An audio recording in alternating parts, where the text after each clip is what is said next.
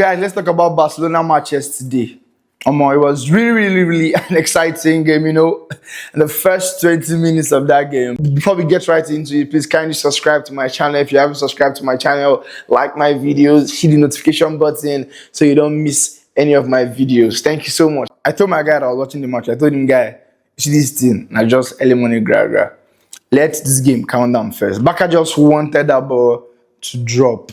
The whole high tempo, high intensity Premier League, they wanted to welcome Barcelona with all those things, but it didn't work out that way. I told my guy that I was watching that match, he said, Omo, you see this match? He go soon settle down. All this one are just later. Omo, but if that Barcelona was another team, that first 20 minutes would have been a problem for them. You understand? If to say Barca, another kind of team, like Pau Kubasi and Araujo, the defensive combination yesterday was really top note. I enjoyed the combination yesterday. It was actually nice, to see Kubasi and Araujo pairing doing well. I really enjoyed it yesterday. And if it wasn't for the defensive coordination yesterday, I think Barcelona would have at least considered a goal or two within those 20 minutes that Newcastle were highly pressing and Barca were just absorbing. And finally, at the end of the day, the game relaxed and then possession went back into Barcelona because of, why? This is La Masia, boys. This is low tempo. You understand? This is low tempo. Barcelona craved that ball to be on the ground. They craved the ball to relax. Because if you noticed, anytime they had possession within those 20 minutes, they were always craving for the ball to relax, to calm it down. Pedri and De Jong, fantastic midfielders, man. You see this pairing is crazy, absolutely crazy. Fantastic midfielders, Pedri and De Jong. Yesterday, they showed us what it means to be a world-class central midfielder. As they've always been. I know some people are going to say Newcastle, this team is just Newcastle. They are 10th in the EPL. But I don't remember the last time one of these big teams in the EPL went to St. James's Park and dominated the way Barcelona did yesterday. Do you understand? You watched Newcastle-Liverpool match, right? You saw what happened this season. The late goal by Newcastle from Rio Moha. Apart from the late goal, you saw the gameplay of Newcastle. It wasn't easy for Liverpool in that match. You understand? So Barcelona came to St. James Park with everything people were saying, but they dominated and they showed English football what it means to be a Spanish giant. You understand? Sometimes goal and assist, they show what they do for match. You see goal and assist, they show. Most times goal and assist don't show what you do in the match. I'm talking about Pedri Gonzalez, the magician. Hey, they added 7 minutes yesterday, extra time in the second half. Pedri wasted 5. Pedri took 5 for himself. Very selfish guy. Collected the whole 5 minutes. Pedri Gonzalez, the Pulsar King. The king of Pulsar. They should make a Netflix movie for that guy. Pulsar King. You don't understand? Pedri, take a bow. Pedri. I'm lost for words for Pedri Gonzalez, man. It's not today, it's not yesterday, it's not the first time or the second time. He has been running this game in, game out. To keep telling you people, but you don't believe. You don't believe. This guy is a real deal. Pedri Gonzalez and Frankie de Jong yesterday was something else. Europe allowed Frankie de Jong and Pedri to be in the same club. Hey, it's going to happen this year. You see? It's going to happen. The only thing that's going to stop Barcelona from getting to that Champions League final, I know it's too early, but it's only injury. You see Balde, Lamine, Pedri, and Frankie de Jong. These are key players for Barcelona.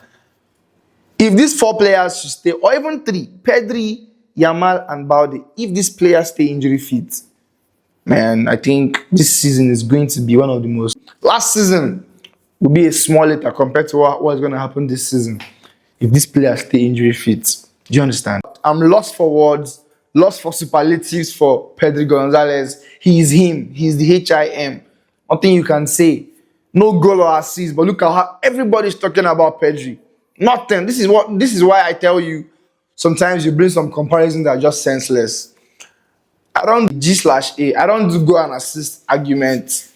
Yeah, sometimes it matters, but man, there's some players you have to keep goal and assist aside when talking about them, Lamine Yamal.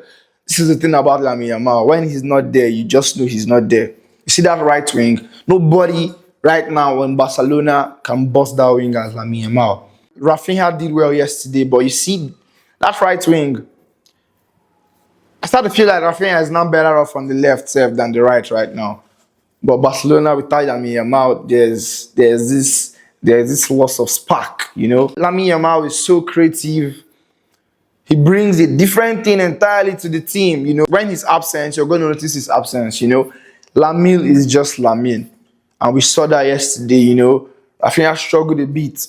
He wouldn't give you the flair. He wouldn't give you those one-on-one dribbles all the time. But Rafinha will always look dangerous on goal. And yesterday, he poked them a little. He tried to make attempts, but Lamine brings the creative spark in the team. Combined with Pedri. This is why when you hear talks like Ballon d'Or, I'm not even surprised for someone like Lamine Yamal, because when he's not there, he's not there. And the last time someone had this type of aura and value for a club, that was Lionel Messi. Doesn't need no introduction. Lamine is that guy. Probably if he doesn't win it, Dembele, worthy winner as well. But it's between both of them, And I think that's why the call for Ballon d'Or for Rafinha fell off around, I think it was around January or February time this year. So Barcelona cannot afford to lose Lamine Yamal, Pedri, and Balde in a very crucial game for the club this season, especially in the Champions League. They can do well without them, probably in some La Liga matches if it's not a Clásico, probably against Atletico Madrid. But in crucial Champions League matches where you need points, where you need knockout games, where you need to win matches, this player should not be absent. Let's talk about Gerard Martin yesterday. Wow, highly impressed me. After he got the yellow card, I was scared.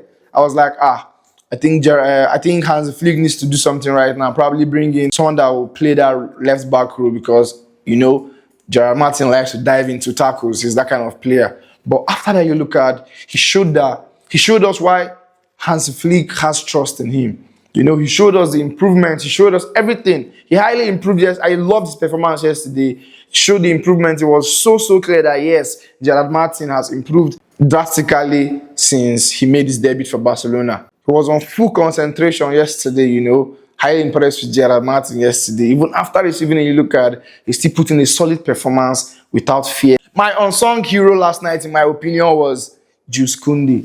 He was fantastic yesterday. Putting an assist for Marcus Rashford opener. His attacking display, the defensive display, top notch yesterday. Jules Koundé, what a signing that guy is. Look at the performance he put in yesterday. He's so consistent. One thing I like about Jules Koundé is he's so consistent. Look at the display. Attacking wise, defensive wise, he's always ready. Delivering on both sides of the pitch. Made so many blocks yesterday. Wow. Jules Koundé, my unsung hero yesterday. Probably without Rashford, I'll give Jules Koundé the man of the match. Probably Pedri. But Jules Koundé, man, top-notch performance yesterday from the French guy. This is Hansi Flick's Barcelona. You want to catch the high line, come catch the high line. If you cannot catch the high line, we'll give you mid-line. What Barcelona gave Newcastle yesterday was mid-line. It was not too high, but they couldn't just compete with the ball, man. Barcelona ran them down. Pedri de Jong ran the entire midfield down, You could barely see Bruno Guimaraes. You could barely see Sandro Tonali. You could barely see Joelinton there yesterday because of Pedri Gonzalez and Frankie de Jong. And kudos to Barcelona, what they've created. Monsters in the team. Barcelona, man, I think this season we are going to see another version of Barcelona that are going to make it to the finals. Too early to say, but from what we've seen today, another game. I can't wait for Barcelona visit Stamford Bridge. That game is going to be a blockbuster game because you would now see the high line you want to taste. You will taste it. Beautiful game from Barcelona yesterday. I think, man, with what I watched yesterday, I'm impressed, and I know that, Hansi Flick Barcelona has something else to offer apart from what happened last season. What was that match yesterday? Beautiful game from Barcelona, man. Please